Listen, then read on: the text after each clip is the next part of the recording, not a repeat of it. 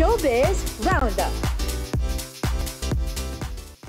Matapang na nagsalita ang rapper at fashion designer na si Ellis Go laban sa kanyang ama na si Congressman Saldico na nasasangkot sa isyu ng bilyong-bilyong pisong korupsyon. Sa kanyang Instagram post, inamin ni Ellis na mahirap para sa kanya ang sitwasyon dahil ama niya mismo ang nasasangkot. Pero git niya, kinokondena niya ang lahat ng uri ng korupsyon at naninindigan siyang kaisa ng mga Pilipinong nagprotesta laban dito. Dagdag pa ni Ellis, lumayo siya sa ama simula nang pumasok ito sa politika at mas pinilian niyang magtrabaho para sa sariling pera mula pa noong siya'y 16 years old. Hinikayat pa niya ang kanyang ama na bumalik sa Pilipinas, humarap sa taong bayan at sagutin ang mga akusasyon.